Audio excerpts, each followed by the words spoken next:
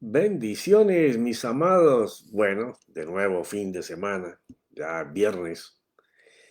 Bueno, espero que estés planificando todos estos días muy bien, porque estamos en tiempos difíciles. Acompaña a tu pastor, ve, congrégate, adora, canta, escucha la palabra del Señor. Ya sé que hay distanciamiento, algunos lugares con guantes, respiradores, aparatos para tomar la temperatura, pero aún así apoya a tu pastor, está con él, congrégate con él, porque a eso nos mandó el Señor. Bueno, estamos hablando sobre la presencia del Señor, que en este tiempo siempre lo ha sido, pero en este tiempo hay palabras proféticas donde el Señor dice que Él va a hacer que todos sus hijos entren en un nivel diferente al que siempre ha buscado la iglesia y sobre todo en los últimos 2 siglos, para entrar en solamente ese interés por buscar estar en la presencia del Señor permanentemente. Y cuando hablo de permanentemente, es que el estilo de nuestra vida solamente esté centrada en Él, que nuestra sustancia, nuestro núcleo, sea el Espíritu Santo, sea Cristo, la palabra. ¿Por qué razón? La esencia de nuestro Dios es espíritu. Por eso es que todo el que blasfeme contra el Espíritu no será perdonado, porque es la esencia de Dios, el Padre de los espíritus hechos perfectos desde antes que el mundo empezara a ser mundo. Entonces, venimos hablando cómo David comenzó a corregir las cosas y se enteró, investigando con lo que Obed-edom había hecho para que el Señor estuviera contento, que él iba a hacer algo parecido o mejor todavía. Y entonces llamó a la gente que Dios había separado para servirle. Porque así como estos sacerdotes y levitas habían sido preparados por Dios y la escritura dice que el Espíritu de Dios venía sobre ellos para darles habilidad de servicio. Así mismo es en el día de hoy. No tenemos un tabernáculo, pero Dios dice en Juan el Evangelio que Dios anda buscando adoradores en espíritu. Si Él los anda buscando, es que ya existen. Y si ellos existen, es porque ya Dios les colocó dentro de ellos. Esa forma profética de adorar como lo hacían esta gente y los hacía la gente que después fue seleccionada para estar 24/7 alabando y adorando al Señor, porque ese es el tabernáculo de David, no cantarnos para nosotros, sino cantarle para Él. Entonces era tanto el deseo de David por esta presencia que hay muchos lugares en la Biblia donde se puede ver el sentimiento de una persona con muchos errores, que cometió pecados tenaces, pero que siempre, siempre buscó la clemencia, la misericordia, el perdón de Dios delante de todos sus errores. Porque en la vida del Señor, como te lo he comentado en otras enseñanzas anteriores, los discípulos no escribieron más que Jesús se fue al monte a orar y oró toda la noche, pero no dan una explicación bien clara, bien maciza de cómo era que el Señor Jesús entablaba ese diálogo con el Padre y con el Espíritu. Pero en David, como te dije en capítulos anteriores, si tú coges todo lo de Samuel, primera, segunda, crónicas, reyes, y comienzas a armar la vida de David, vas a mirar cómo él narra, cómo él perseguía, buscaba con ansia esa presencia con Dios, porque no fuimos creados para estar separados de Dios. No, no, no, no, no. Nosotros fuimos creados para estar con Él. Inclusive Él le decía a Adán que en dónde él estaba, que por qué había escondido. O sea, había una relación permanente de él con la presencia. Y eso es lo que Dios desea que nosotros tengamos. Entonces, el enemigo de nuestras almas lo que ha hecho a través de la historia es tratar de que sus hijos se engolosinen con otras cosas del reino, como la bendición, como estar caminando más con las cosas de la obra que con el dueño de la obra. Entonces, por mucho tiempo, la iglesia no ha establecido el orden debido para que haya ese avivamiento que está por llegar, porque sé que está por llegar. Si Él dice que Él lo va a levantar, que Él lo va a restaurar, Dios así como preparó adoradores, que los va a ir llamando ahora para esta parte, para este tiempo, y yo ya veo en muchas congregaciones cómo Dios está levantando hombres y mujeres que ya no cantan letras. Ahora ellos alaban y adoran al Señor con salmos que salen de lo profundo de su corazón, profetizando, porque casi que los salmos son profecías. Entonces, David narra entre las ansias de la presencia. He escogido algunos versículos para tratar este tema. Y hay uno que me encanta, que me pegó muy duro hace muchos años y todavía cuando lo leo me sigue pegando.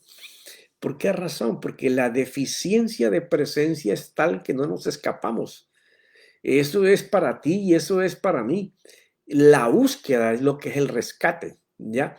Entonces dice en el Salmo 27, versículos 4 y 8, David hablando, dice, una cosa he pedido al Señor. Fíjate, es el rey, tiene todo a sus pies para que se haga, pero así todo, él solamente ha pedido una sola cosa. Y fuera de que la pide, dice, y esa buscaré. Porque esto es muy importante, porque no se trata de pedir que estemos en la presencia. No, hay que buscarlo. Para buscarlo tienes que hacer espacio.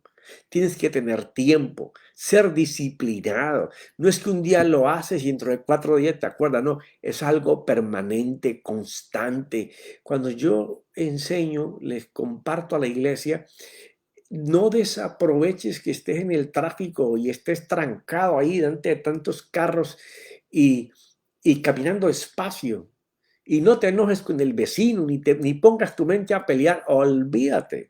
Y si la gente te ve hablando solo, bueno, hoy en día ya tenemos mucha comodidad para que la gente no piense que estamos locos. Hace unos 10 años atrás, yo hablando en mi camioneta solo y la gente miraba, te decía, está loco, mira cómo habla solo. No, era que estaba buscando de él, porque de eso se trata. Cuando David dice que eso buscaré, es algo que tienes que ponerte como una meta, en que permanentemente tú estás buscándolo a él. Estás quedándote dormido, te despiertas en la mañana, estás de camino para tu trabajo en los tiempos de que tu mente no está trabajando o que puedes trabajar y recordarlo, sigue insistiendo, tócale la puerta porque Él responde, llámalo que te va a hablar.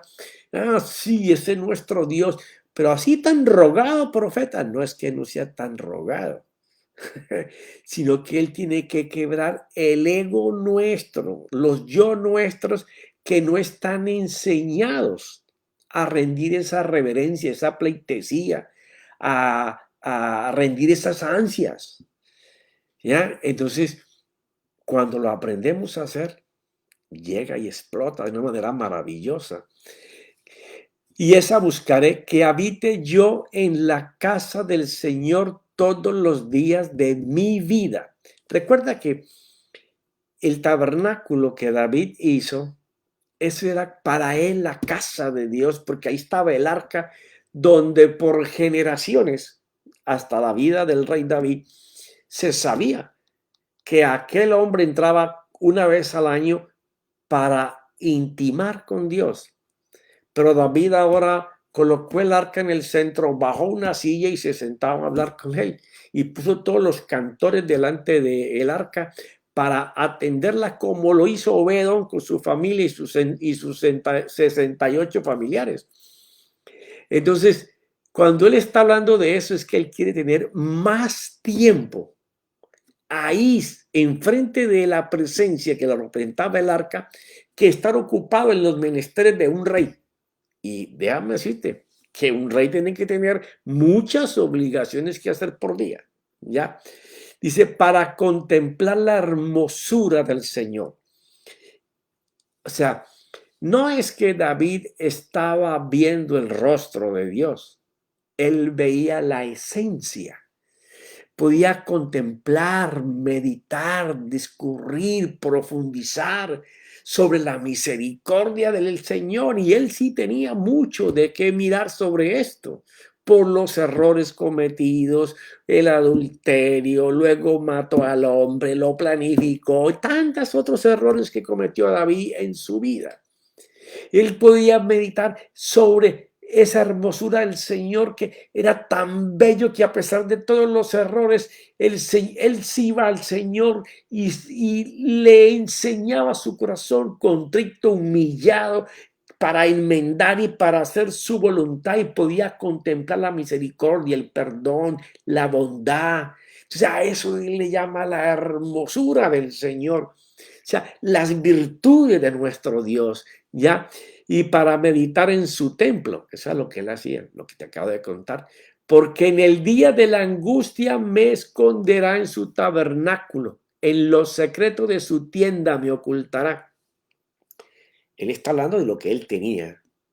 Entonces, cuando esté angustiado, cuando tenga ese dolor que no sé cómo superar, cuando esa aflicción llegue, cuando las palabras que llegan a mi mente me dicen que estoy siendo amenazado, que las cosas que tenía las estoy perdiendo, que las que me tomaron tiempo poder llevarlas a buen provecho en mi vida se están yendo. Dice, ese es el momento. Ese es el momento. No palabrería. Ve y dale gracias al Señor. Él tenía que ir a ese tabernáculo que él había hecho y delante de esa arca. Pero nosotros ahora tenemos un tabernáculo mejor. Lo hizo el Señor con sus propias manos cuando Él dice que nos da un corazón nuevo, de carne, que se abre fácilmente a sus deseos, a su voluntad. Está hablando de que ya no está en el tabernáculo, ya no está en el arca, ahora está dentro de nosotros. Y qué privilegio nosotros abrir nuestra arca, cierto que es la casa en donde vive el Señor. Ya no hay tablas de mandamientos, no hay una vara que florece, no.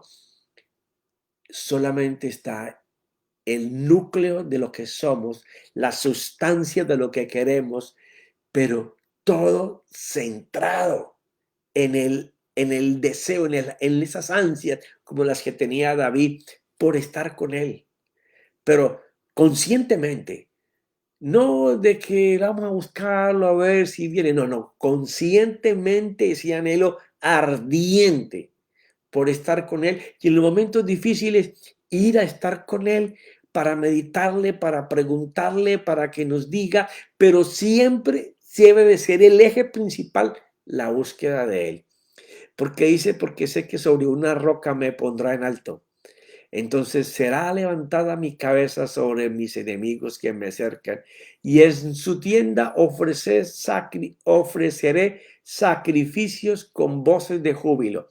No era solamente que él iba a degollar un carnero o un toro para ofrecérselo al Señor, que es lo que se hacía en aquel tiempo para el arrepentimiento de los pecados que ellos cometían, sino que cuando lo está haciendo, él va a cantar con voces de júbilo alabanzas al Señor.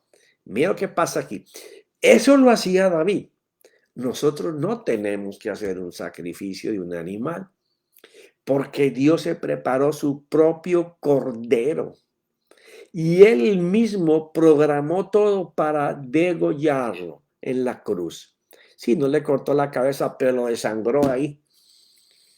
Hizo que nuestro Señor se desangrara y que su sangre cayera sobre la tierra para que todo aquel que crea en Jesucristo, en el sacrificio de la cruz, pueda contemplar la hermosura de el hecho que pasó ahí, porque trae misericordia, bondad, compasión, perdón, arrepentimiento, guianza del Espíritu. Entonces dice, por cuanto tengo todo eso, cantaré con júbilo, haré voces de júbilo, cantaré alabanzas al Señor. Y quiero recalcar mucho esto porque ahora vamos a entrar en este terreno, que es como por cuánto tiempo nosotros hemos cantado letras basadas en promesas que son más para nosotros que para Él.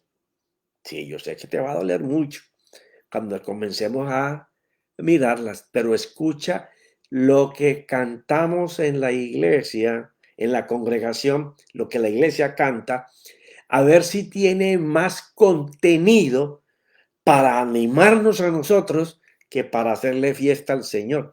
Ya son de las cosas que están profetizadas que tienen que cambiar. Nos reunimos para cantarle y alabarle a Él. David aquí lo expresa. Él hacía cosas para Dios. ¿Ya? Escucha, oh Señor, mi voz cuando clamo, ten piedad de mí y respóndeme, dice el versículo 7. El 8, cuando dijiste, o sea, Dios le habla a él. Y él está ahora recordando en el versículo 8 lo que Dios le dijo. Cuando dijiste, buscad mi rostro. O sea, el consejo de Dios para David delante de todos sus problemas, sus errores y el deseo de estar con el Señor, Dios le había dicho, le había planteado, ahora en tu vida lo que tienes que hacer es buscar mi rostro, la presencia. ¿Qué es lo que tenemos que hacer ahora en esta restauración de la iglesia? Sí, porque esto va a ser restaurado. No volveremos a cantar para nosotros. Tenemos que cantarle para Él. Ahí es donde está la fiesta.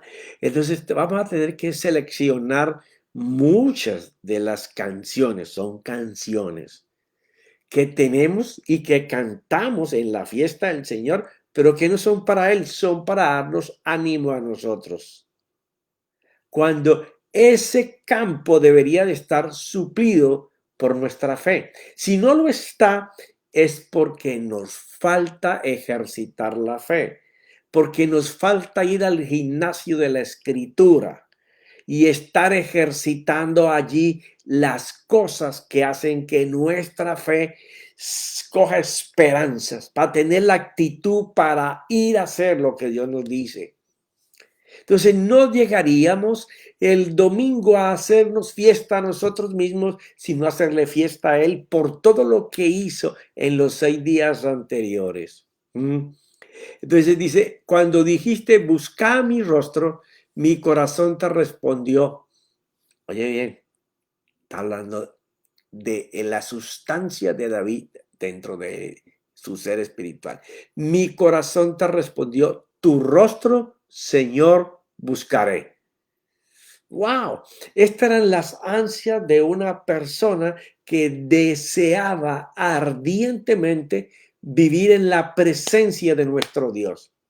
Ahora, cuando volvemos a lo que dejamos el miércoles anterior, ya sobre Crónicas, y estamos ahora en el versículo 14, porque esta fue la preintroducción para saber lo que David buscaba. Entonces ahora él escoge, ya no escogió él las personas que tenían que traer el arca, ni cantarle, ni nada, no, llamó a los que Dios había preparado. Entonces les dice, se santificaron, porque en el anterior dice, puesto que la primera vez lo trajimos equivocado, nos erramos, no hicimos los estatutos que Dios ha establecido. Entonces el 14 dice, se santificaron pues los sacerdotes y los levitas para subir el arca del Señor Dios de Israel.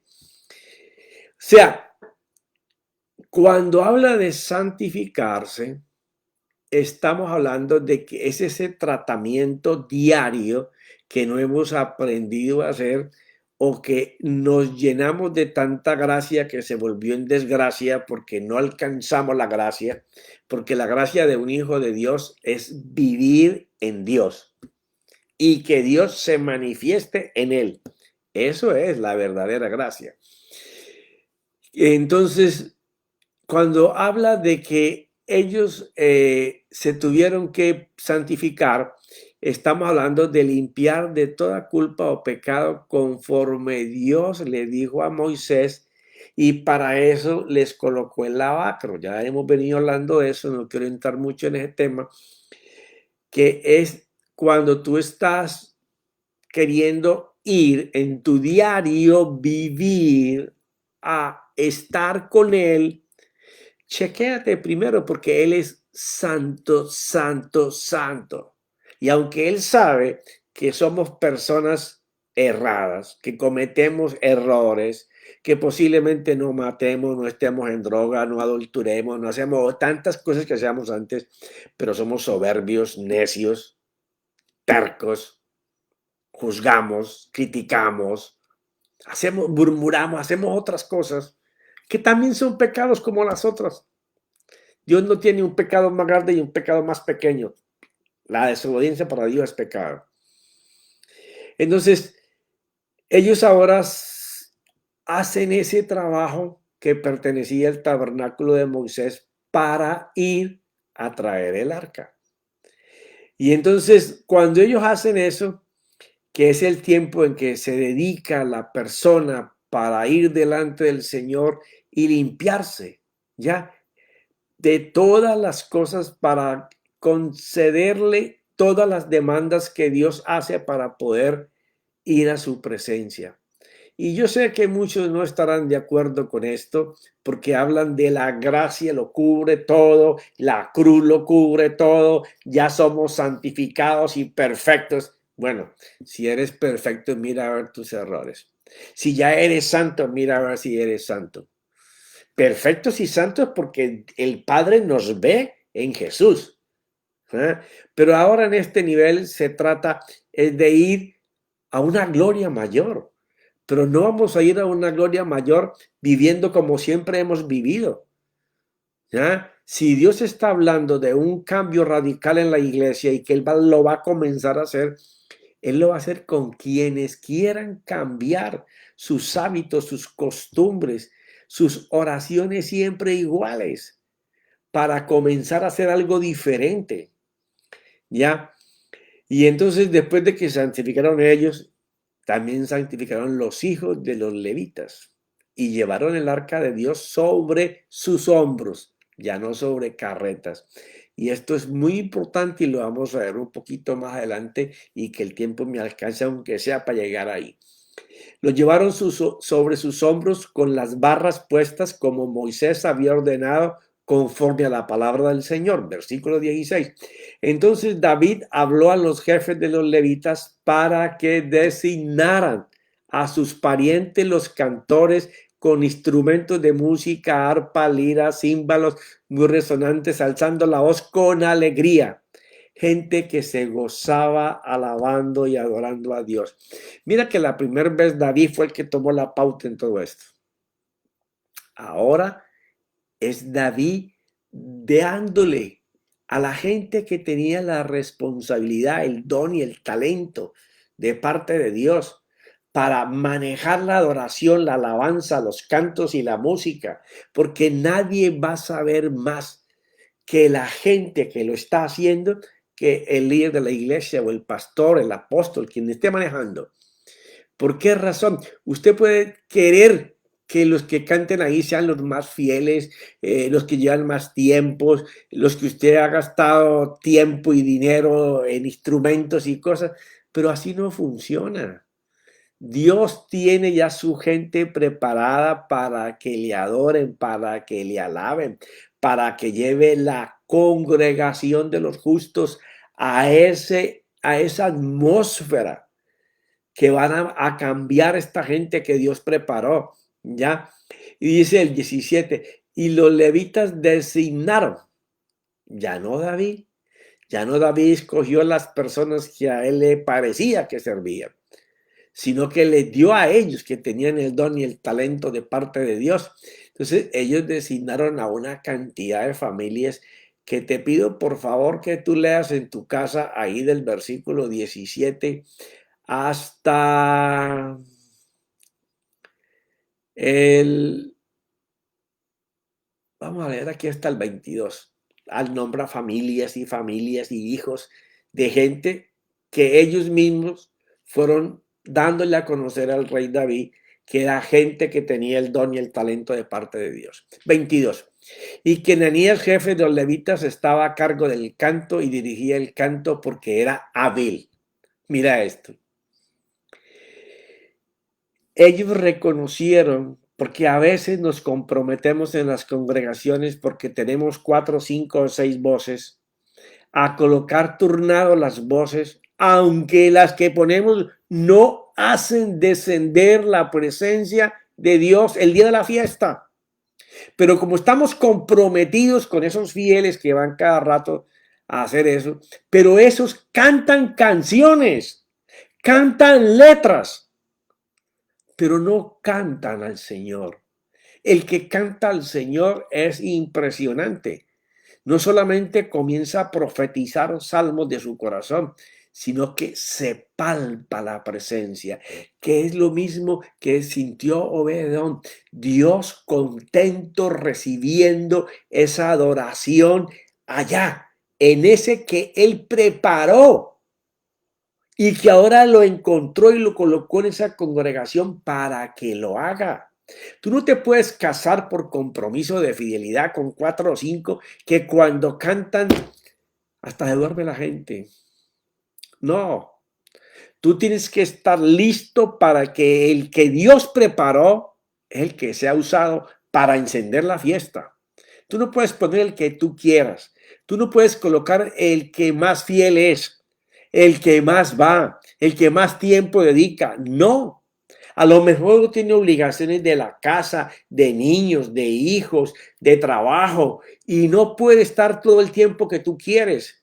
Pero ese es el que Dios levantó, porque en ese tiempo que él cubre sus obligaciones, él está metido en la adoración de la presencia.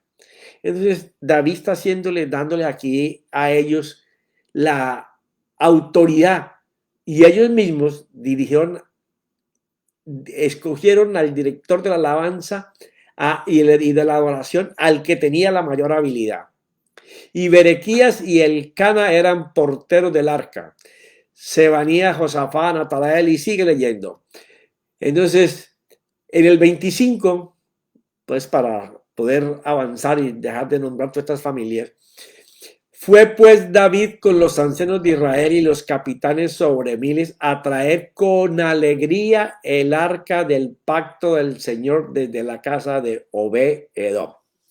Y sucedió que como Dios ayudaba a los levitas que llevaban el arca del pacto del Señor, ellos, quienes, los levitas, estaban tan felices de que el Señor estaba contento con lo que estaban haciendo y no había destruido a nadie, ni había herido a nadie, ni había matado a nadie, que ellos de su propio interior dijeron, no, no, no, no, espérate, vamos a agradar al Señor, vamos a hacer un sacrificio aquí.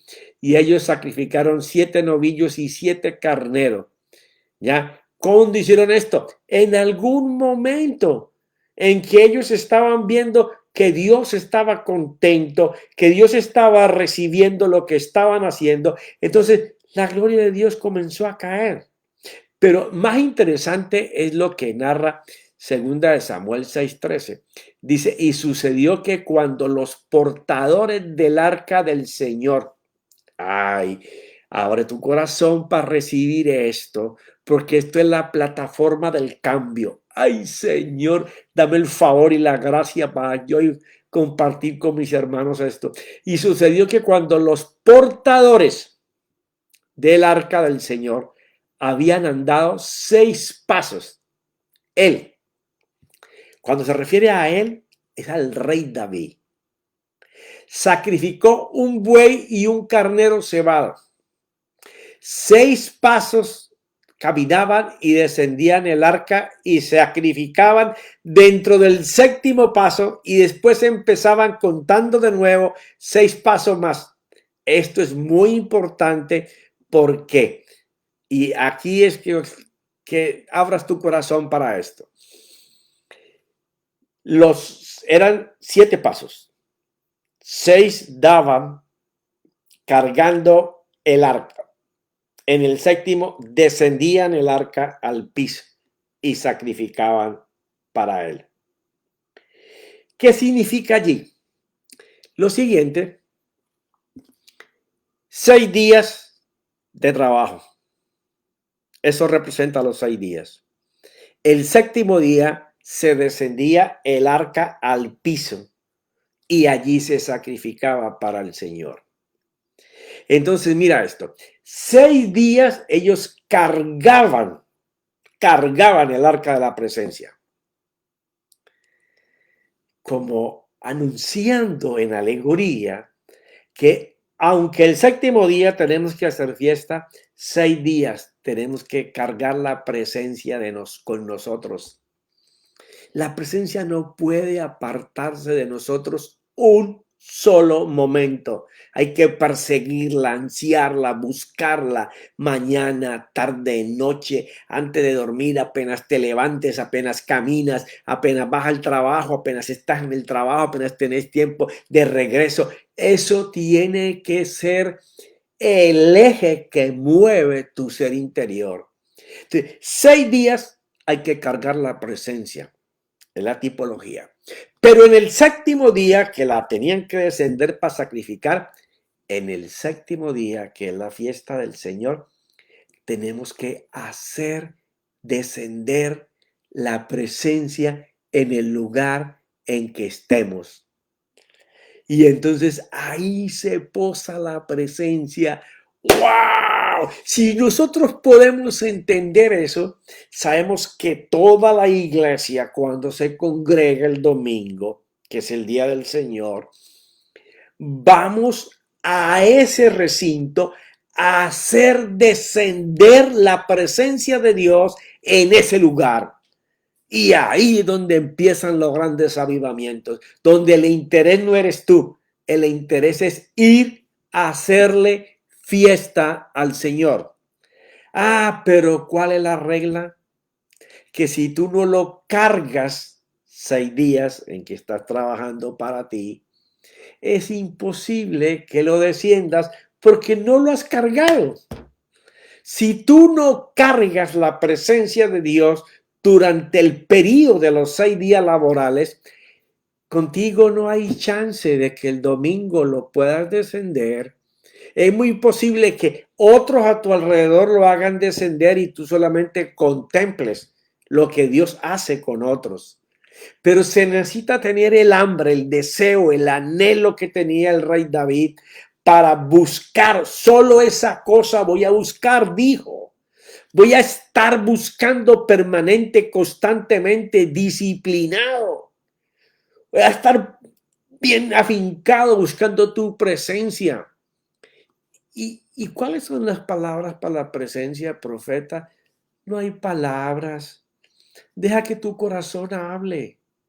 Solamente antes prepárate si en ese día has hecho cosas que tú sabes que no le agradan, o has participado de palabras que tú sabes que no le agradan, o has escuchado cosas que tú sabes que no le gustan. Abre tu corazón, pero ten un lugar disciplinado en donde tú puedas llegar. Aquí estoy, Señor. Y ya podrás mirar como el Padre Nuestro que narra Mateo, que antes de que tú llegues a buscarlo, ya Él te está esperando. ¿Por qué? Porque la Escritura lo dice, que Él desde el secreto, o sea, Él no es que se te esconda, sino que Él está esperando que tú lo vayas a buscar para Él dejarse ver. Pero mis hermanos, el tiempo corre, que es una barbaridad. Yo sé que no me demoro mucho en hacer énfasis en cada cosa que escribo, pero puedes volverlo a poner y tener en cuenta lo siguiente. Hay que santificarse para buscar, o sea, estar más puro de corazón de las cosas que nosotros hablamos y hacemos. Saber que si la presencia no va con nosotros los hoy días de trabajo, no esperes que en el séptimo día que hay que hacerle fiesta, tú seas uno de los que desciende la presencia. Porque de lo que se trata en este tiempo es que todos, la iglesia, cuando se congrega, va a hacer descender la presencia. Y Dios va a colocar una persona que le da la habilidad, el don, el talento, para que nos guíe por medio de la profecía, del salmo, del canto, de la música, para que nosotros nos metamos cuando lleguemos el domingo listos para que la presencia de Dios baje en donde nosotros estemos, porque eso es lo que ellos hacían, caminaban 6 pasos y en el séptimo paso descendían a donde estaban parados el arca de la presencia y allí sacrificaban. Nosotros nos sacrificamos ya, nuestro sacrificio fue hecho y por ese sacrificio tenemos garantizado que si Él nos dio el Espíritu, fue para que nosotros pudiéramos adorar y alabar a Dios con nuestras bocas, con nuestros cantos, con nuestras palabras. Pero el séptimo día va a comenzar a ser el día que la iglesia le hace fiesta a nuestro Dios. Ya no cantaremos para nosotros.